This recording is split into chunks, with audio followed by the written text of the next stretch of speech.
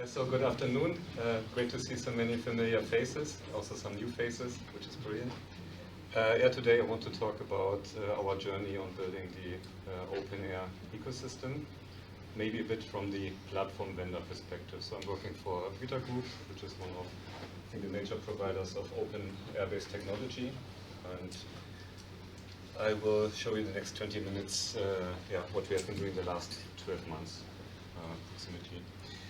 So the bigger picture, and I think most of you should be familiar, and it's also quite nice that I am in the presentation after EY. So I think this has been quite an iconic representation of the open standard, open platform approach.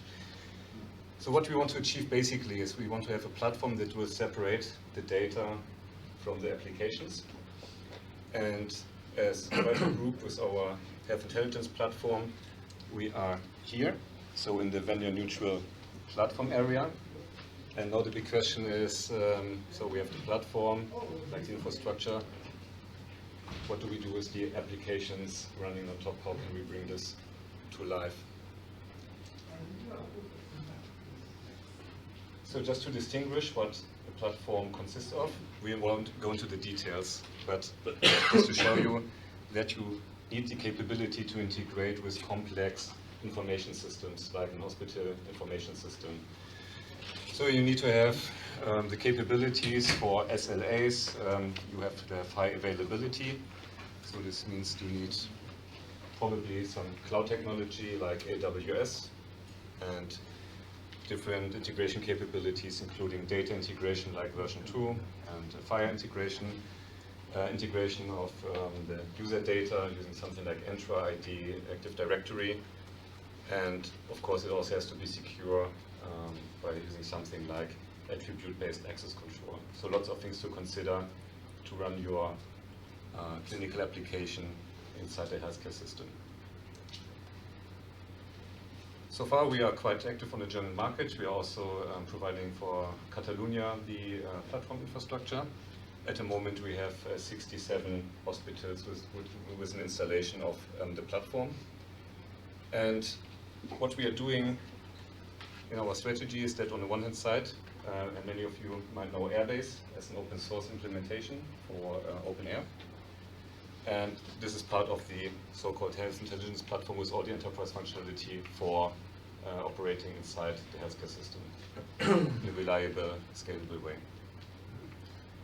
So by providing Airbase as an open source component, we have seen, without honestly doing much advertisement in the market, that people like to pick up the technology and start building stuff on it, which I think is fantastic. So we're quite lucky that there are different companies now in the market, and so we found 3 of them who have been building a clinical application using Airbase and openEHR as the underlying technology. So we have Open Outcomes, which is being commissioned by the Aperta Foundation. So this is all about patient-reported outcomes, and I highly recommend attending the presentation tomorrow. Same holds true for Big Picture Medical, I think more in the area of workflow and care coordination. I think also with some very interesting presentation tomorrow. And then we have a company from Switzerland, HealthBrain, which is also concerned regarding care coordination, especially when it comes to the cross-organizational processes and use cases for a patient. So because we see these other presentations tomorrow, take a closer look at HealthBrain as an example. Hopefully this works with the clicker. Sorry, this was too fast. Let's try again. No. 1 second.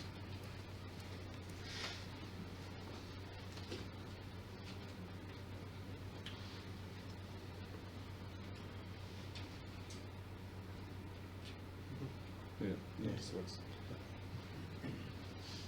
So we have, for example, an outpatient scenario. Patient is getting discharged, and then you have some sort of aftercare. And of course, you have different clinical stakeholders getting involved in the care. And so it's all resolving around this so-called care team, which gets secure access to your clinical data, which is stored in the clinical data repository. On the one hand side, you have access to the data in a reading way, but for many use cases, you would also have some sort of data collection. Could be use case for clinical reported outcomes, also patient reported outcomes. And this can be activated for a particular patient in the care team, and then being used inside a certain time frame that you can say, look, after 1 week after discharge, collect the following data, or 2 months after discharge, collect the following data.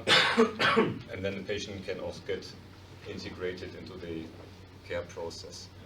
And the important part here is that this has to be integrated with the clinical data repository, so the data is not inside this particular application, but inside our joint electronic health record. So you can also see then some representation of the data, like building dashboards, and then also based on the openEHR specification. And the nice thing is that all 3 applications have been developed completely independent from what we are doing. So companies just going to Git, downloading, start working, and after a while we are learning about that there's something going on, which is always quite a nice surprise. So now the big question is, these companies have been working basically on standalone applications, and now we think about, look, we have this really nice customer base, and we have some really good installations, doing all the hard work of system integration in hospitals, so this is what we are really specialized in, and how can we create a win-win situation? And then of course we have to bring this from a standalone application towards a platform application. So this is what we have been doing since the beginning of the year, and now I want to share some outcomes and findings. Is it easy? Is it plug and play? What are some of these hurdles that we encountered? So first of all, it was surprisingly easy. So we had in some cases approached the companies and we didn't have any contact before, right? So it was like a cold call and asking, okay, we saw that you built something on openEHR, something on Airbase. Would you like to connect to our platform? Let's have a try. So, and really from the first conversation to something really running and integrating, 6 weeks, which I think is really excluding, which is mentioned here, the actual technical work, because we have to agree on some conditions and get to know each other and clarify a bit of the specification part. But for the integration, I would say 5 business days, and it's done in the first version. So pretty much straightforward. This also means we are not connecting an application like you would do in a, let's say, more traditional way of using HL7 version 2, or maybe in some cases also with Fire. What we are doing here is really replacing, throwing out the database of the standalone application, replacing with the one from the in. So this is, from my point of view, in-depth integration that I think only openEHR can really provide in the market. So this meant, as a result, all 3 apps have been working against the same CDR instance, chipping in data for the same patient. And I think this is as close as you can come to a level of integration interoperability. Of course, there's some details to it, but I think the basic outcome was quite eye-opening for us. It was really great to see. So going a bit more into the details. So all applications, because they used Airbase, we're using the openEHR REST API. Brilliant. No problems whatsoever. Then things started to get a bit more, let's say, out of the standard realm. So what about managing of demographics? And so for all the apps, it was quite easily possible to support the Fire API for the patient object, for the patient resource. And just to mention that from the interface perspective, this is where, let's say, things are coming together, because once you integrate with the platform, you're getting these additional interfaces that we provide, inbound and outbound for Fire in version 2. So you just have to solve this problem once on a platform level and not for every single application. So this part basically comes for free after the integration. So regarding data models, we had a really, really lucky situation because we didn't have any super opinionated workflows to work with. So this has to be quite configurable across all the different applications, which means yeah, you can basically build your own use case. Of course, it's a big advantage. This being said, we found some variations because all three applications track workflows, and we found some differences in how the applications use the reference model to do that. So from my point of view, this needs some clarification so that we could even think about workflows that work across the different applications from an orchestration point of view. You can still use, for example, your blood pressure, which is being created by one workflow, but if you would like to make a handover from workflow to the other, it's quite advanced, I'm not even sure if we can get there. This is something that we would have to work on. Then also, I mentioned the care teams, and this is something that's not standardized in open applications. Could be fire resources, could be something that just lives inside our Entra Active Directory world, could be something proprietary. So I think this needs to be solved eventually. Regarding authentication, this was not working all the time out of the box, but it was pretty straightforward to get an OAuth2 authentication flow across all these different applications. Again, 3 to 5 business days. In some cases, we used a shortcut, which is called a client credential flow. So it's not actually using the particular user logging in, but the application is getting its own, let's say, identity. And so authentication has to be split between the back end and, let's say, the front end. But this was just an immediate step to get something going for an exhibition. What is I think the next step is that you can really use your user credentials, and of course you need to map some roles and permissions to the back end. So using still OAuth2, but being a bit more, how to say, concrete about a particular user logging in the system. And again, through connecting to the platform, you will get audit trailing for free, basically, for all these applications. Then authorization. So what the platform provides is basic authorization for all the different services and endpoints. So you can limit an app in its access of different services in the platform. What might require some work is the role-based access control. So that we can really distinguish on, okay, if I have the role, for example, as a nurse in a certain application, would I be allowed to create a medication order? Just as one example. I think in general, there's always been this tension of, okay, do I do the access control on an application level, or should I also enforce it on the backend level inside the platform, inside the CDR? I don't think there's a clear-cut answer to that, but I think there needs to be a negotiation about it, where to split the responsibilities for the access control, which is, I think, a big governance topic. All right, so some conclusions. What would help to make this even smoother is, I think, smart on openEHR specification, which was mentioned by Ruud in his talk this morning, because then the OAuth2 workflow would be standard, and then I think it would be even more plug and play. Yeah, I think we need to work on the specification of the platform, so looking a bit beyond the openEHR part.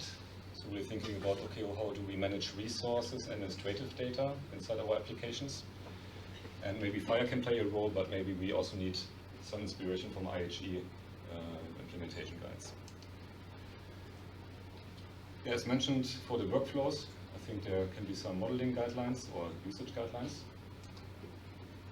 And in general, so this is more about the high-level perspective, I think everybody's interested in getting a more rich and diverse ecosystem. And so I think doing this exercise really helps spreading word. So this is why I'm here, basically, saying, look, it's possible. You can start with the open source, and then you can really have a win-win situation with a platform provider, which already has a nice customer base. And so I think this can really accelerate the market adoption and convince people, okay, I will build my startup or my next generation version of my software based on openEHR. So, and I think on LinkedIn there was some announcement that I will show some news. So happy to do that. There was some community request. And this is really my personal agenda, you can say, how we can further lower the barriers of adopting openEHR. And so for me it's really about providing open educational resources and in general having a great developer experience. And we have been asked quite a lot, okay, can you just make a public test server for what you're doing? So this is what we did. And so this should be now live. So you can reach it from the Airbase website. And it basically provides an user interface and a toolbox, which is encapsulating the openEHR REST API. So you can manage your electronic health record objects, you can upload templates, it will also validate the templates for sure. Then you can create example compositions, not clinically meaningful, but for technicians it's brilliant. And then you can also view the data, again, in the different formats, including structured and the flat format.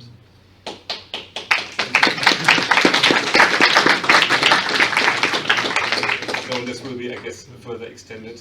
Thank you. So that people can really have a nice start and not so steep learning curve when they start with openEHR. It's complex technology, but we try to make it as easy as possible and appealing as possible. This being said, thank you. Thanks very much. It's great to see the way you're opening that up to an entire new ecosystem of players. So it'll be brilliant to see the results of it. Any questions for Birger? Yes. Just interested in your 4 to 6 week time. You have to talk to any lawyers. Was that just a technical? Oh, I didn't say from let's say within 6 weeks to production. Okay. So this was the technical integration, and I think there's of course lots of things that we have to figure out as let's say a platform approach regarding okay, so what's the business model? Talking about marketplaces. So that's the one thing. And yeah, of course you have to come up with a shared SLA offering. So there's lots of details, but this was purely about, okay, what's the technical hurdle to integration? And I think if you have experienced the legacy integration into your EMR, which is maybe 20 years old, you know what a big hurdle it is. And so I think for me and the colleagues, it was really, really refreshing to see how easy it is compared to, yeah, let's say the old world. Just a small question, is the new demo environment based on open source airbase or how is it? It's on the open source one. We also provide access to the commercial version, but then we'll please approach one of the sales representatives, but we can give access to the enterprise as well. Hannah? I think it's very, very important that we start getting these openEHR-based applications because we have good platform offerings. And I think that we should spread the word about openEHR to investing side investors as well, so that they start asking for openEHR when they invest in application development and companies. And then another comment now when I'm talking. So I think it would be really lovely also to show cross-platform portability of applications so that we could really mix and match applications and platforms and standards and tools also around the community. Yeah, I don't want to tease too much, but tomorrow we have this small presentation how we can federate for the international patient summary between different CDR vendors. So I think this is quite a nice demonstrator for that. One last question at the back, and then we'll get you going. Just a follow-up question on this, because well, first congratulations with the Sandkiste.